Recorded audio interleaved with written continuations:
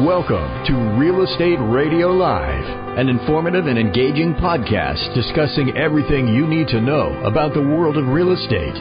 Your host, Joe Caccera, provides you with insight and guidance on how to buy, sell, finance, and invest in real estate. He also offers real estate tax management strategies, new construction advice, home improvement tips, and much, much more.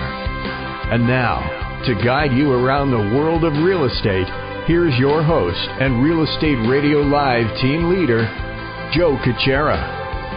Good afternoon. No, it's not Joe Caccera. Joe is out on a brief medical leave, and he asked me, Jack Russo, to take the slot. So here we are today, and I was lucky enough to be able to invite at the last minute a great individual who's with me this afternoon, John Ferraro, who has been a long-time client. And John, I so want to thank you, first of all, for coming on short notice and agreeing to take on the topic, which is an interesting one, of how do you accelerate your sales growth and then manage it. But what I want to do before we actually get formally started, because we're doing this as part of a series, it started last year on starting your company, and now it's going into 2019 on growing your company, is you gave me the privilege to help you with a case, and this is the first time on the air I've ever done this. I want to hand you the settlement check, because the case right before trial, we got you your settlement,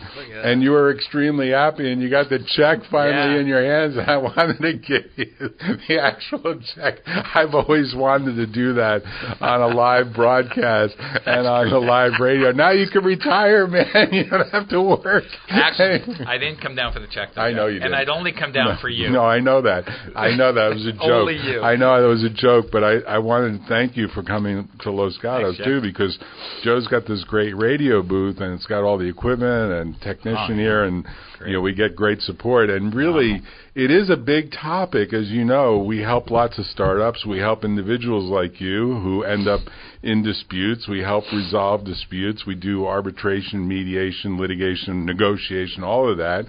And sometimes we get the privilege of delivering the check, which is great. Yeah. I've never had the privilege of doing it online in real time, which is wonderful. It's a memorable moment.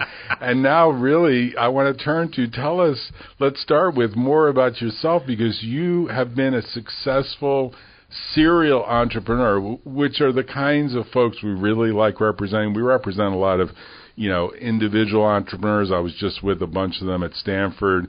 They're bright-eyed and bushy-tailed, 20-year-old or something. They're all excited. They're doing wonderful things, but they're not like the serial entrepreneur like yourself that's been around for, since school, 30-plus years. So tell us a little bit of your journey of how you got to Silicon Valley, because you grew up, as I recall, in Colorado, right? New Jersey. In New Jersey. Born in New Jersey. Okay, so tell us. Not far from you. That's right. So tell the story. You were born and raised in New Jersey, and wasn't your father? My dad was an engineering manager, and he got moved with Dow Jones, an old company, industrial company called Johns Manville, which Warren Buffett owns now. Yes. And big asbestos defendant, right? Yeah. Now they do insulation. Okay. They moved their headquarters to Denver when I was 11, going into 6th grade.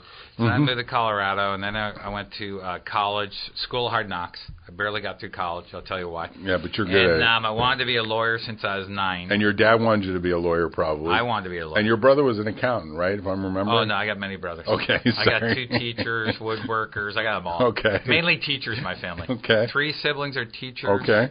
And 2 are CPAs. Okay. And one's...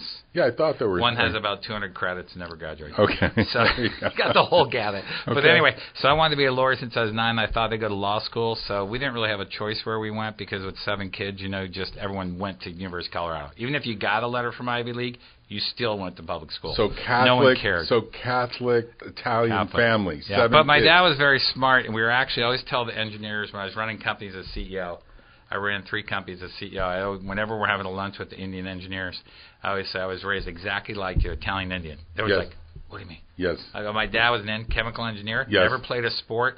We didn't watch any TV ever during the week. Right.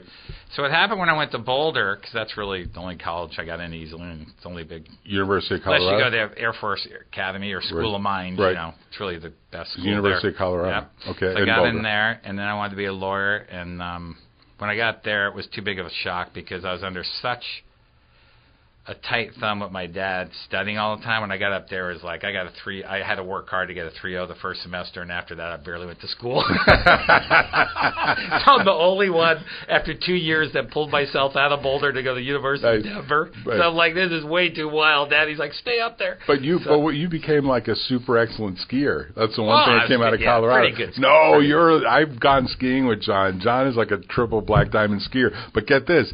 He's on the cell phone while he's skiing.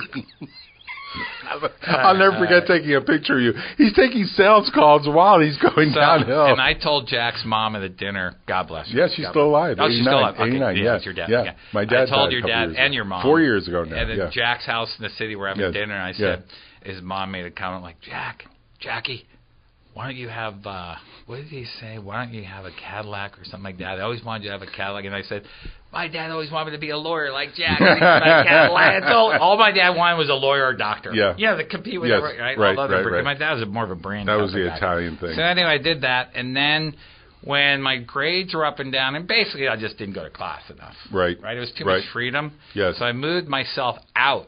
Not my dad. All my friends went up to Boulder. I'm like, I get out of here. Right. So I said, Dad, I'm going to the University of Colorado Denver, and I got a 3.8 the first semester. Then I started working all the time, running a paint company, working mainly. That's right. You actually do some hands-on work. Yeah, I had a paint company when I was 17. You could flip houses all day long to make a fortune. That's what I want to do. That's probably a separate business. Yeah, so I mainly was working more. Now we have the capital to do it based on that check.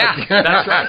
$15,000. So I was basically working more than I was going to the University of Colorado Denver. So my grades were up and down. So I said, okay, I better just get a degree. Although it's really funny because of the work ethic my brothers had and because of my sales experience, I always sold all the paint jobs. Yes. I did all the bids for my two partners. And my one partner is a lawyer. He's our lawyer. Oh, that's not your lawyer, Mark Ryan. No, he was my partner. So that's the beginning. Yes, of I had smart partners, but I always did the sales every job. So that was the beginning of you selling. Well, I knew in college. Actually, it's kind of funny because I knew in college, as most kids don't. I had the confidence that I don't really care if I get a degree. Right. I was at that point. If I'm not going to go to law school, I knew I'd be good at sales. Yes. I already knew. Yes.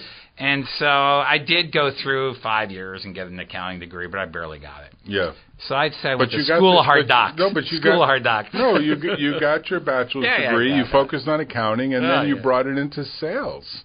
You took advantage of your sales. I knew if I wasn't going to be a lawyer, sales. I knew that early. You knew. I was very mature career-wise. Okay. There are lots of people that say that there are parallels between lawyers and salesmen.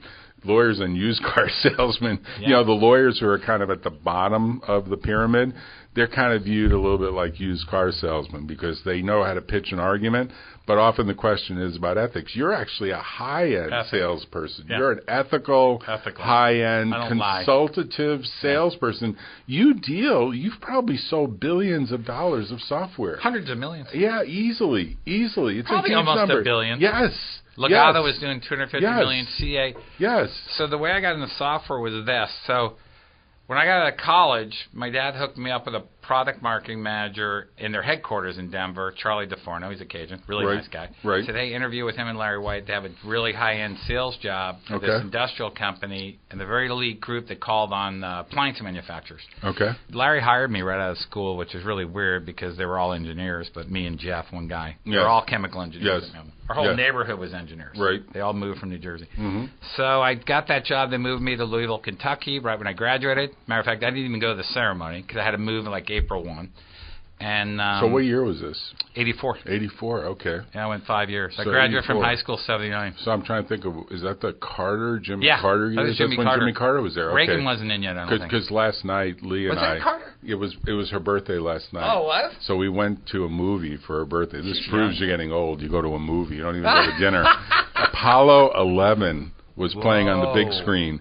It takes place in the summer of 1969. It's really well done. I like to see that. I said, Lee, were you even born by then? Was she? Said, yeah, she said. She's younger than me. She laughed. She said, yeah, I was actually kind of in the second grade back then. And, I remember as a second grader, it was a big deal. It was a big mission.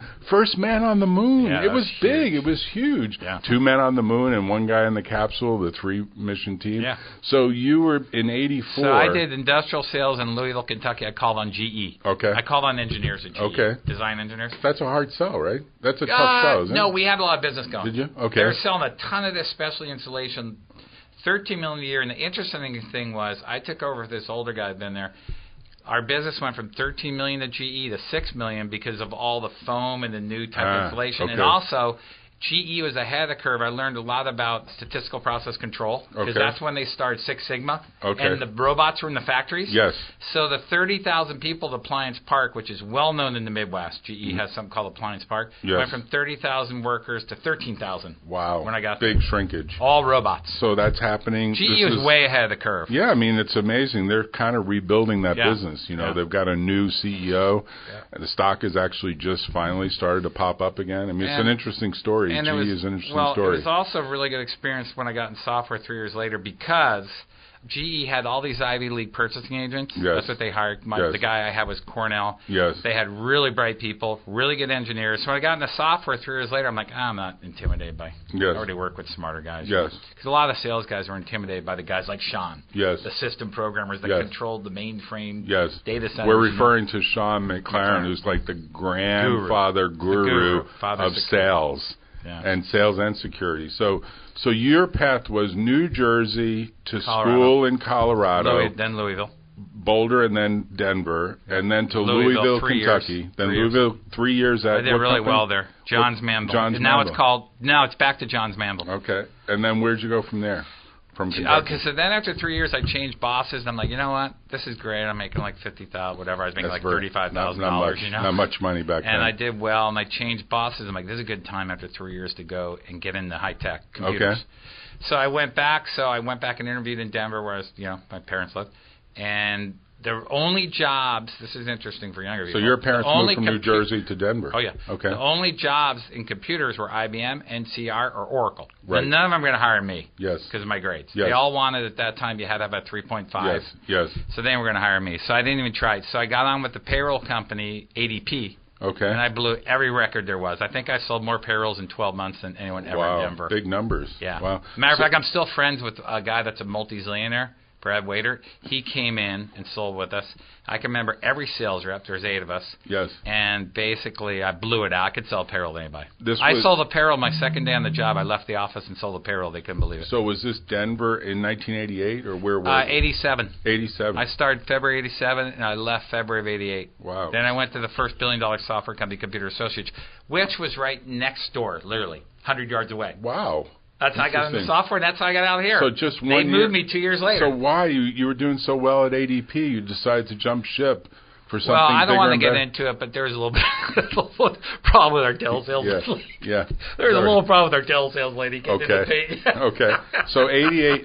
I left there after a year with an interview with Computer Associates, and they hired me, Charles Wang. That's big. Well, Charles Wang is another billionaire, right? Just passed away. Oh, I didn't know that. Yeah, a month ago. Oh, so that was the first billion-dollar software company ever. Before Oracle, before Microsoft. People don't know that. Computer it was Associates. The first pure ISV. Yes. No hardware. Yes. They merged with UCell. Yes. And they did a reverse merger. UCell was bigger, and they were $1 billion right So ISV, just for the listeners, is independent software vendor, right? They were the first one. Right. They were the big And they players. just sold for $19.5 billion to Broadcom. Oh, I didn't know that. 6 months ago. I didn't know that. Good sales. So how long did you stay at Computer Associates? 7 years. And so that's a long time for a salesperson, right? My gals I hired just left 30 years later. Wow. Mark Ryan's wife. Wow. My lawyer buddy's wife. Wow. Yeah, I hired her in 88. She's just left. Wow. So 7 years, you must have made it up the ranks, 7 years. And what happened was I really worked hard there for 2 years. I wanted to be a manager. I'm like, I don't want to be a sales guy when I'm 40. Right. So they moved me out on my only really kind of mediocre year of sales. My first year I blew it out there. The second year I was a senior rep. They promoted me a little bit. I had a junior. That's Mark's wife. Jenny. And then I had a tough year because back then you only had so many mainframe accounts. And then when you get a sales guy like me calling on you for about 2 years, it gets a little tiresome. Yes. So I'm not the guy you want to put in an account for 5 years. Right. So basically it was an okay year. But they promoted me on the work ethic and everything. So I moved out here, and I was a regional manager in San Francisco. California. I lived in San Francisco, and I ran a region there, 3 people. Then the next year, 6 people. Okay. And I was up and down the peninsula. So really, and L.A. So Computer Associates brought you to Silicon Valley. Exactly. And it was a good move, right? Good move. Lots of opportunity, lots of sales opportunity, and lots of growth for you. Yeah. So you're working for big I got companies. to work with, I was selling to people like Scott McNeely. He'd answer my calls. Yeah, I was calling on Sun. Apple. Okay. So really, your journey was big companies. Schwab, Wells Fargo. Big companies, and calling on big companies and making big sales. Yeah, there's a lot of people. And big commissions, right? Yeah, I mean, commissions are big, weren't they? Not as big as Oracle. I didn't make the most I made at CA was probably like $190,000. They didn't pay as much. As a manager, you're not going to make as much. Yes. But then you take your career towards startups. That's what this show is about. After 7 years... You really made a transition, here's what happened. Computer Associates wasn't in the Silicon Valley. They weren't really in the know. Yes. They were really an East Coast company that was big in mainframe sites. But we weren't considered so I didn't know a lot about startups. So what happened the 7th year, Charles Wang, the founder... Yes. Moved his ex-sister-in-law out here, who was the Dragon Lady, we called her. And she had a well-known reputation of being tougher than nails and really crazy. And so basically she came out and they took my boss, Victor Fashani, and moved him back east. Okay. So I lasted like 9 months. I made her bet and said, hey, if I do my number, basically I left like 3 months later. Okay. Because of her, bad boss. Okay. And she was gone a year. But then you shift to startups. Then I had to go interview at startups. Yes. I had 3 jobs. Yes. One was an old scheduling company, Unison. 2 were newer, and thank God I picked the right one that was already $10 million. Yes. We IPO'd 6 months later. Who's that? Unison Software. Okay. We grew it from $10 million to $40 million. Had 60 reps, 20 SEs. So let's stop here for a second because it went really well. IBM bought it for $200 million. So this is a good portion to stop in and pause on for a minute because this show this year is about growing. Oh yeah. And you come into Unison when they're already. They weren't doing anything when I got there. Right, but you took them to 4x where they were, from 10 to 40 million. Yeah. Tell that story. How did you do that? How did you make that happen? Well, first of all, I knew that market well from CA. Yes. I knew the scheduling market. Unix was taking off, commercial Unix, in the data centers. Mm-hmm. New tools were there. I knew that market, Tivoli, Framework, and CA Unicenter, and scheduling I really knew. We knew it. So I knew their flagship product, and basically we were head-to-head against Platinum. You remember Filipowski? Yes. It was us and Autosys, Platinum. Okay. So every deal we'd go in, I hired good reps and had a great mentor, Lacey Edwards. Okay. He kind of gave me the management advice, how to ramp up a national sales finding force. a mentor turns out to be important. Yeah. Right? And we hired being in the right place at the right time helps, right? And then having a good product helps, right? And then the market was hot. Market's hot. Everyone IPO'd in 95. But you have to have a sales system, too. You bring a sales system to the table. I definitely built a sales process, and we trained 17 classes for 5 days each. I did most of the training the whole time. So I was good at, training them on the presentations, how to get to the CIO, how to get to the high level, what the steps are, a lot of different tactical and strategic. Right, so, but there's a lot of training. There's a lot of training, right? Yeah. And to get people to really follow that training and then improve it over time, it's a hard thing to do. Oh, right? I was working 16 hours a day. Right. To the point I got sick. So a lot of hard work. I was doing multiple red eyes back east. I didn't know what I was doing. Yeah. So you're making things happen. Yeah, made it happen. And you're putting in the hours. I actually ended up reporting. The president turned over twice. I wasn't quite mature enough probably for the president job. But anyway, I reported to the CEO founder. Okay. And he and I had to make the numbers to sell to IBM. Yes. We missed a quarter, which I knew was our hard quarter, February of 1 year. And I told him it was going to be a tough quarter because the year before. We missed it. Our stock went from 17 to 4. Because it's a public company. They got rid of the president. Right. And because he misforecasted. And he also had to stop selling early. I was right where the 9/11 towers were, trying to close the deal with Smith Barney. Ouch. And I was actually talking to a CIO that was very Mel Stuckey. He ended up being CIO of Citicorp, well-known guy in New York. Yes. And he was on the beach of Puerto Rico. I was talking to him, trying to get a deal done for $1 billion. He's like, where are you? Was it right in that year? They did it later. Was it in the 9/11 year? No. It was earlier. This is 1997. 97, okay. That was August. So basically, we had to hit the numbers the next 2 quarters, which we did. And I actually took the founder on some calls. It was really funny to Pueblo.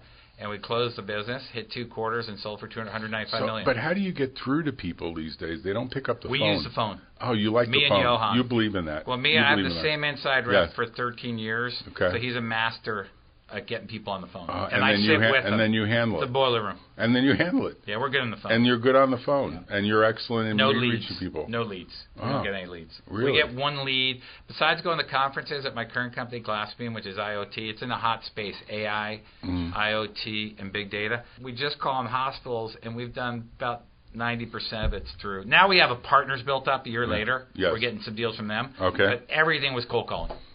No leads. And the cold calling works. In your book. For us, it does. In your book, it works. We're good at it. Okay. Johan's good at it. But you've become a master of that over 30 years. Yeah. a lot of millennials won't pick up the phone. Well, they don't believe in it. It depends who you're they calling on. They like using too. email and text. Yeah, I think it's because it's really effective here because we're calling on clinical support people. Yes. I think if you're calling on IT, it's a little harder. Yes. Because they're used to getting barraged. Yes. Like if you're calling CISOs. But Johan tells me from our last company, yes, because we're also helping Cymatic. Okay. He says no problem. He can get the people under a CISO on the phone too. Oh, okay. So you're a big believer. You're a little old school. You're a big believer in making. You got to hit them with mailers. Yes. Follow up with mailers. I'm not a disbeliever. Get people to the website. Yes. If it was my company, I'd be driving people to the website. And getting leads coming in. Yes. Right. No, I don't run this company. Okay. Okay. You're That's the VP someone of sales. else's decision. Are you the VP of sales? Exactly. So when you look at all the successful... When I was CEO, I drove everybody to the website. Okay. I ran a lot of campaigns to get warmer leads. That inside sales is calling them. Right. It's easier. It's quicker. So it's called the top of the funnel. How do you get things to the top of the funnel? The benefit of that is, number one, it's not as cold. Number two, you're catching people when they're buying later in the cycle. Yes. Right now, we're catching people with something new because it's cold. You're just hitting people. Yes. If I'm sending letters out and they're responding, you're getting the people that are interested, a few people. Yes. So then it's a quicker sale. But it's a science. Oh, yeah. Right? It's a lot of work. You can predict with a certain degree of inaccuracy, a certain degree of accuracy, that if you get a certain number in the top of the funnel, then with the right systematic approach, the numbers should happen, right? It's a numbers game. And it's partially how good are you at moving people into the top of the funnel and then moving them down the funnel, right? Well, and then that's also where you have to get into the steps. Yes. You have to have experience on. So the sales process is around two things. Yes. What are the steps I follow and the things I do? Yes. And this is all it's about. People never get. They think it's Salesforce.com. Yes. That's a tracking that's wrong. system. That's all it is. Yeah. It's just the bookkeeping. And it's a good one. Yeah. Gets up quick and all that. I use it as an analogy for our software. They did a great job. Yes. But sales process and steps is about two things.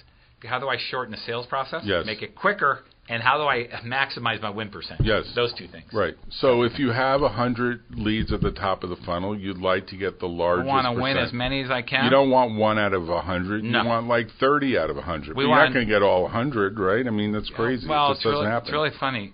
Since I went back in the more hands-on sales role in 2015, where I was always managing now I'm managing and selling, which I like better. It's actually... I lose very few deals. Like maybe I've lost 1 or 2 in 5 years. Wow. Very few. But now I realize, I used to say sales reps don't have to be smart. That's not true. They're usually dumb. Oh, sorry, Jack. I realize that they're not as smart as you think. They have to be smart. Well, you have to be smart because you have to really use your own brain. There was a good survey by Salesforce, and I think Salesforce sends out white papers on the surveys they do. Yes. And it was what are the top 2 or 3 characteristics of a enterprise software salesperson? Yes. Not relationships. No. Not work ethic. No. It was the really top producers used to have their own thoughts about how to move a customer around their approach. Okay. They use their own brain, And it's got to work. And they're not afraid to talk about they're they're authentic. Move them to a different approach. Right. They're not just relying on the SE and showing a slide. That's what the top reps do, and I think that's what we all do. So let me drop a footnote here. So there's an interesting story about investment banking. These are people at the top of the pyramid of the world of finance, and the story goes like this. They're actually salespeople. The people who are in investment banking have to sell their services to the Lyfts and the Ubers of the world. These are companies going public. So how do they differentiate themselves? Well, here's what one guy, maybe a gal, it's somebody at the top of one of these investment banks, like, big investment banks, these guys like Morgan Stanley, JP Morgan, these big banks, what he does is he goes out and gets a job as a Lyft driver. So he could say, I've worked for Lyft. So when he went to his pitch meeting, he goes to the pitch meeting and he says, he said, look, I drove for 6 months. Let me tell you what my numbers were. Let me tell you how I think you can improve them. Let me tell you what my experience was. Let me tell you what your main selling feature is. That's actually very smart. He got the account. It was either Lyft or Uber. They said, we knew we wanted to go with, some other hoity-toity firm, but you put yourself in the driver's seat by 6 months full-time work. The guy was not even doing investment banking. He took like a leave of absence. He said, I'm going to work for 6 months.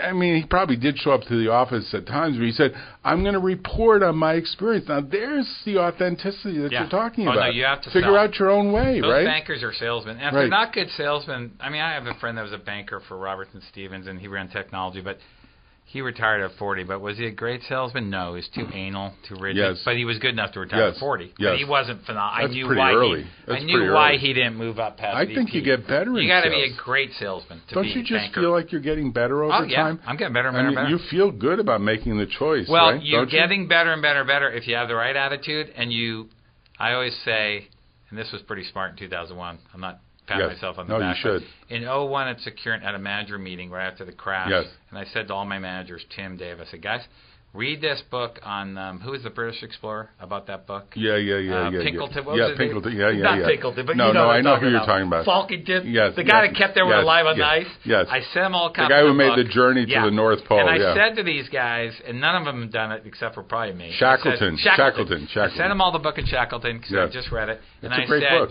You guys need to go back 10 years in your career and do the things you used to do because it's going to be a lot harder. Yes. Whereas none of them want to do it. They don't want to cold call. They don't want to shine shoes. I'll do anything for a deal. Yes. I'll shine your shoes. Yes. What do you need? Grant? Well, it's called servant leadership. You don't get better when you're old. I always tell people I have a better attitude than a 22-year-old, probably as much energy. Yes. But also, it's your attitude, and that attitude has to be that, you know what, even me, still learning from you have to be able to still learn. Yes. You have to be, if you're you have willing to be to learn, curious. which is what you're the best at. Yeah, you got to do it. Come on, you went back and got a fifth. Absolutely. You got more degrees than friggin' all the people that just cheated to get their kids in. My parents wouldn't know how to cheat. No, I know. Even if they knew how to cheat, they wouldn't pay the money. You went back. You're the perfect example because I don't know many people that go back there that successful. No, that's true. Thank you. Where did you go back at 50? Yeah, absolutely. I go back to school. Second master's. I go back to school all the time. Crazy. No. I don't know how you do it. No, I should say this is the first time I sort of hide it from people. But Why? I've been working on a PhD. You are? Degree. Oh, God, another degree. So Lee says, who my wife, as you know, has a PhD. She says, well, why do you want a PhD? They're not going to respect you as much when you get a PhD. He said they treat you like you're an egghead. I said no, because when I get to be in my 70s, 20 years from now, Dr. Russo, I want to be able to teach with authority. He said, well, you don't have to do that. You've got enough degrees. And you got 4 degrees the already. interesting part about teaching, or the interesting part about studying for a PhD, is, first of all, you're the oldest person in the class. The second thing is your writing is so much better because that's what we do for a living as lawyers. We write all the time. And then the third thing is the professors who you're sort of submitting your writing to, they're like, can you co-author a paper with me? I want to take these ideas and do something. And I look at them like no one's going to read it in these journals that are so obscure. Boy, they'd be privileged to have you in there. Yeah, well, I've done a couple of things with them, so it's an interesting relationship. So let me ask you the question now. Yeah. What are you doing today, or before we get to that, what do you think the magic of Silicon Valley is? That's kind of where we are right now. You clearly enjoy what you're doing with startups. We did it at Securant. That's where John and I met because John was interviewed to help growth, and John took the growth 10x from where it was, probably more than that. 0 to 26 million. Yeah, it was huge. It was huge. Well, 26 million run rate. It's really fast. The last quarter was 6.5 million. Really, and Sean did a good job. Of course, and the whole team, as well as John T. McLaren. It's always a team and I cut the first check to that company. I did the first legal work for them. The magic is this. The magic what's the magic of Silicon Valley? Well, I think the magic is the fact that there's no limit. Everyone knows if they come here, you can do whatever you want. If you're passionate enough and you have the right idea, it doesn't really matter how smart you are, really, if you think, although most of them are brains. Yes. If you got the passion and you really believe in what you're doing and you get in the right market, I mean, you hear some of the ideas today, they're not even that They're not that great, but they make a huge amount of money. Razors. I mean, everything. Fitted shirts. Exactly. They got everything. Well, they're breaking the supply chain, or they're breaking retail. The magic is the opportunity. Yeah, the opportunity is huge, and there's lots of people coming in from overseas because of it, maybe crowding out a certain number of other opportunities. But what do you think Silicon Valley companies do? 2 things. Poorly versus what do you think they do well? I just read your question. Yes. Sorry. So 2 things. So the things I've seen in the companies, I've been in 9 startups. I think 9. But you've been successful in all of them, John. Yeah. You've got a great track record. Well, I made enough to retire. No, seriously. Then you decide to get divorced or something? Yeah. And of course, that's what always happens, like the Bezos syndrome, right? He would be the richest man in the world, but for his divorce, right? Well, so 2 things I've seen in the companies I've been in. Yes. Is number 1, ego. Well, before you get to the egos, that's different. Yes. Is I don't think startups change fast enough on the product side. They don't listen to the customers early enough. Right. They have to really listen to the customers, and then you have to revamp that product and change it. I'll give you an example. Our company right now, we're selling an IoT solution that's really good and really unique because we got in with GE Healthcare and Siemens, which no one else can. Internet of Things in the medical space, which is huge. It keeps medical machines up. Yeah, it's huge. And basically... expensive machines, MRI machines, right? Yeah, then I did about 120 presentations, and my technical director is really good. And he goes, the customers start asking for asset utilization. Okay. Well, we went to the CEO, and he's like, no, that's too competitive. I go, yeah. Well, within a month, the guy wrote it. Our tech director just wrote it himself. He didn't use the 40 engineers. That thing's selling like hotcakes. It's a Trojan horse. So your point is that you got to change what sells. You broke protocol by getting someone to hack a little solution to prove your point. Now that happens in Silicon Valley all the time. People and that's say I can do quicker. it. Yes. He wrote it himself, and he changes it quicker. Yes. So now I'm using the analogy when people go like, well, Siemens has a product like this. Yeah. I go, well, you know what? You ever hear of Salesforce.com? They go, yeah, that's exactly what we are for this application. We install in 2 hours. Yes. We're up and going that day. Yes. It's way easier to use. Yes. It's built in Tableau. Yes.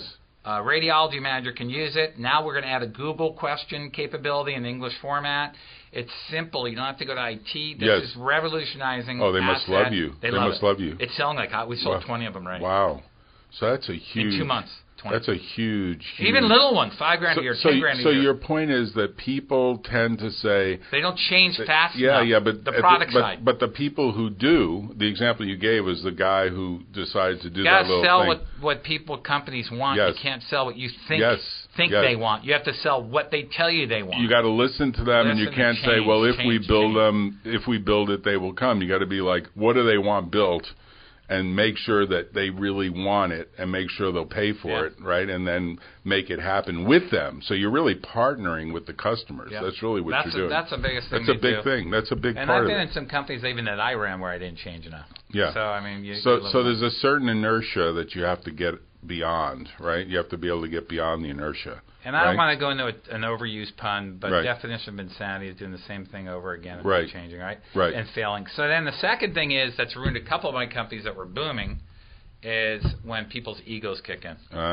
Okay. I ramped the company once to $8 million the first year, did a $5 million deal. The company had nothing going. I got there. Within 1 year, we booked $7 or $8 million with a $5 million deal with Bank of America. Okay. Then the $300 millionaire chairman decides to boot me out, take over. The whole company went down to tubes 2 years later. Ouch. You remember Bob. Ego clash. Yeah. Ego clash. Ruined that company. My lawyer stayed there 3 years later. Sold. I was already trying to sell for $60 or $80 million to some ex-cronies from CA. Yes. At Symantec, yes. And we had a great year. We got funded $10 million off that deal I did. So your old network really helped you. His ego kicked in. Ouch. That and hurts. He ruined the company. Sold for $5 million 3-4 years later. That's terrible. Ego kills a lot of startup companies. Right. Because you got engineers that think they're really smart. Or that are really smart. Right. And then they start getting this attitude and ego where I'm smarter than these guys, so I'm just going to do it my way. Instead of the team, it's all about hiring the best executives and building the best team. Right. So as and getting rid of the executives that are not right. As we wrap up here, because we're over our time, where do you think the future is going with all this AI and Internet of Things and other stuff that's in this era of AI? Do you think salespeople are being replaced, or you think the better salespeople will always be needed? I don't see it. Tell me what you see. AI now. I don't see salespeople. Tell me what you see. Like good salespeople are hard to find. Good salespeople are really good ones. Good VP of sales are really hard to find, right? Because here's the thing, Jack. No matter how lazy our society gets. Yes. I mean lazy, like how innovative, speaking into. I don't have any of this stuff. What's that thing you speak into? Alexa? Yeah, I don't have any of that. I ran 5 miles of that. I don't do any of that crap. Yeah. I'm all about practical. I won't change my Mac Air. It's 8 years old because spending $1,000 when I do email only and a few spreadsheets is ridiculous. Yes. So I add a keyboard. My boss is like, "Why you do it?" I would never get an iPad because I knew they were not be a great tool for the average worker. Okay. They're good for presentations, and now they're pretty much gone in companies. I'm very practical about technology, so I don't get all that stuff, and I don't see any of that stuff replacing sales reps. Not for high-end technology products. You got to reach the customer at a level where he trusts or she trusts that you're going to deliver. I mean, right? if it's a canned product off the shelf and you have a website that someone logs onto and it has voice capability and you hit chat and it goes, hey, what are you looking for? And you tell them. And it's $9. And it is shortening the sales cycle in that respect. But what do you say to Tesla saying they're going to close all of their retail outlets? They apparently reversed themselves, but the big announcement by Elon Musk was 86% of our people just buy online. I don't think Tesla needs them. But you're saying Tesla, you could buy it online. Yeah. Wow. That's a $100,000 car. I mean, you might want, personally, I might want to go touch one and drive one. Yeah, right. But maybe you reduce your stores by 10x. But, I mean, they're doing something radical. They said they were closing all, then he revamped it and said, well, we're closing over half. They think that the car sells itself, and you can buy it online. I mean, the only thing about technology that could lead to reducing the presence of or the need for sales reps is in fact if you make products so simple, which is key, where people can just download, try them. Yes, but that's rare. It's rare, particularly in the space you're in, where it's high technology, high touch. Yeah. I mean, you're in the high-end sales space. In that high-end space, you got to have someone that develops a relationship with trust. That's what you do. We just call them hospitals, You have to do that. If they don't trust you, they're not going to buy from you. No. Right? It's a little bit like a lawyer. I say to other lawyers in my firm, you've got to develop trust. Integrity is key. And integrity is key. And maybe you could speed the trust up to some degree. Like when a client contacts us, I get the contact information. You send the LinkedIn. Oh, I see there's a trust because I see there's other people that I know that you know. Mm-hmm. And there's almost a self-reference from that. Yeah. But when you look at what's happening in Silicon Valley, do you think millennials just rely on this whole notion of, I can just do it all by email or by text. They don't get on the phone. They don't build trust. It's a bad thing. It's a killer. It's like a Tinder. Everyone thinks, I should be able to swipe right or swipe left. It's going to kill them. Yeah. Because if you're not building on high-end sales, if you're not building, I don't know, I mean, I'm calling on all the hospitals and CIOs. Yes. If you're not out there, when we really want a deal, especially more what I call anything strategic, which means it's a larger size or an important partnership, you better get in front of them because people still buy from people. Matter of fact, I'm back to wearing ties. It's the right thing. Yeah. I wear tie every day. I'm wearing ties now. I wear a tie every day. People in the hospitals, most of them wear ties. Yes. You don't want to dress lower than... And I think some of the millennials, I think a lot of the millennials are good for selling the some of the solutions where they just rely on email and stuff like that. But I think in the high-end sales it requires face-to-face. Right. It's going to be harder if they're not using the phone. You got to develop a relationship. And traveling a lot. You got to travel. You got to press the flesh. But I don't really. I used to have a few dinners and lunches. Make a comment about the difference in millennials. I don't anymore because I think they're just people and it is what it is. Right. Well, John, thank you for coming. No, you took a slot at the last minute. Thanks a lot. You're going to meet Joe. Joe will like you. Joe Cacciara is another Italian guy. Maybe we'll do the weekly podcast saying 3 Italian guys talking about sales. You never get a word in. No. Well, thanks for coming on board. Congratulations on this settlement. Oh, yeah. Thanks, Jack. I'm going to Wells Fargo right now. Go to the Wells Fargo. Thanks, Brent. Thanks for having me. Thanks, Brent. You've been listening to Real Estate Radio Live. For more information on today's program, visit RERadiolive.com. That's RERadiolive.com. Subscribe to our podcast. Discover more at RERadiolive.com.